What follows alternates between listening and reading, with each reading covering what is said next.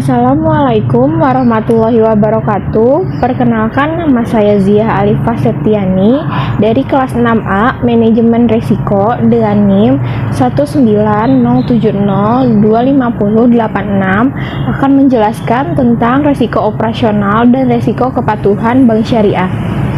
Yang pertama itu saya akan menjelaskan definisi dari resiko operasional, yaitu resiko kerugian yang diakibatkan oleh proses internal yang kurang memadai, kegagalan proses internal, kesalahan manusia, kegagalan sistem, dan atau adanya kejadian-kejadian eksternal yang mempengaruhi resiko operasional bank. Menurut Peraturan Bank Indonesia Nomor 13/23/PBI/2011 tentang Manajemen Risiko Bank Syariah.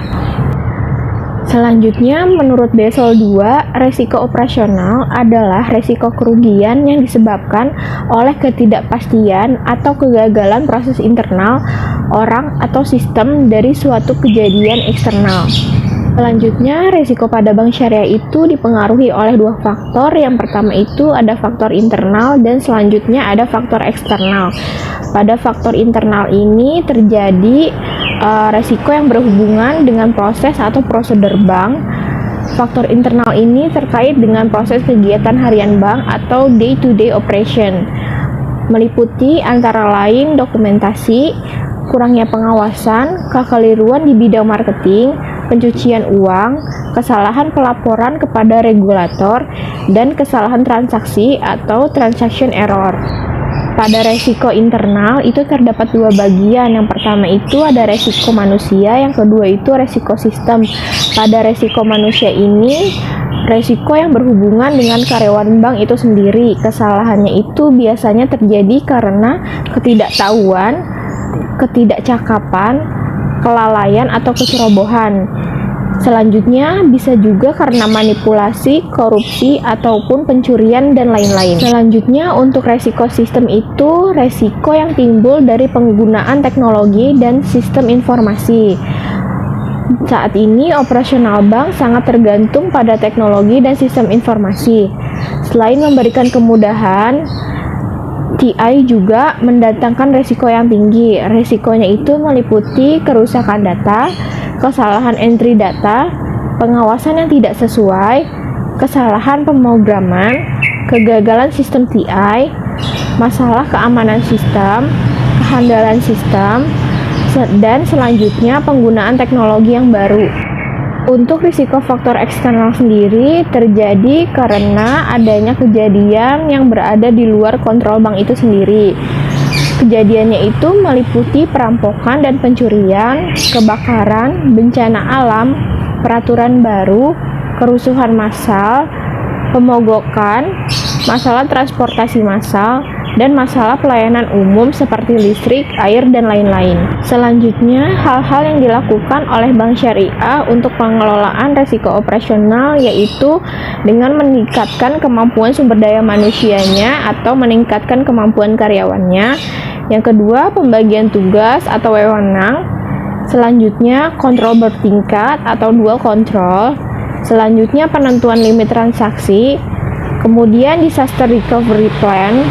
Kemudian bisa juga menggunakan metode autentikasi, yaitu metode yang digunakan untuk bertujuan mengenali keaslian identitas nasabah. Selanjutnya, untuk pengukuran risiko operasional pada Basel II mensyaratkan agar bank menghitung, mengukur, dan mengalokasikan modal dengan cara yang serupa dengan risiko kredit dan risiko pasar, menggunakan tiga metode. Yang pertama itu metode pendekatan indikator dasar atau basic indicator approach, yaitu membuat cadangan kerugian sebesar misalnya 15% dari rata-rata pendapatan operasional selama 3 tahun terakhir. Yang kedua itu menggunakan pendekatan standar atau standardized approach, yaitu membuat cadangan kerugian seperti pembiayaan, pemasaran, corporate finance, dan lain-lain. Yang ketiga itu ada pendekatan pengukuran lanjut atau advanced measurement approach, yaitu metode internal yang dibuat sendiri oleh bank dan harus mendapatkan persetujuan atau regulator dari OJK. Materi selanjutnya yaitu tentang manajemen resiko kepatuhan syariah. Kepatuhan bank syariah terhadap prinsip syariah merupakan sebuah perbedaan antara bank konvensional dengan bank syariah. Kepatuhan terhadap prinsip syariah harus dilakukan secara konsekuen dan menyeluruh atau kafah. Diharapkan dengan implementasi prinsip syariah yang kafah, dengan sendirinya akan mengurangi risiko-risiko yang terekspos di bank syariah seperti kesalahan manusia, kecurangan, penyalahgunaan wewenang, dan benturan kepentingan.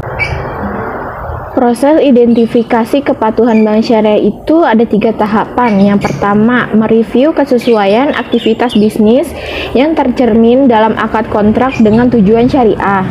Yang kedua, mengidentifikasi adanya pelanggaran terhadap prinsip syariah terkait riba, maisir, goror, dan unsur yang diharamkan lainnya. Yang ketiga itu memeriksa kelengkapan pemenuhan rukun dan syarat pada setiap akad dan kontrak. Untuk mengelola risiko kepatuhan pada tahap pertama sebelum bisnis berjalan dilakukan memastikan seluruh aspek pada bank syariah antara lain kebijakan, prosedur, produk jasa yang sedang dalam tahap pengembangan dapat sesuai dengan prinsip syariah. Bila ditemukan pelanggaran dan penyimpangan, maka proses pengembangan yang dimaksud akan dihentikan atau diperbaiki. Tahap yang kedua itu setelah bisnis berjalan. Apabila ditemukan penyimpangan terhadap prinsip syariah, maka semua aspek yang terkait harus dihentikan. Selanjutnya, pendapatan yang sudah diterima oleh bank syariah terkait kegiatan tersebut harus dibatalkan dan digolongkan sebagai pendapatan yang non-halal.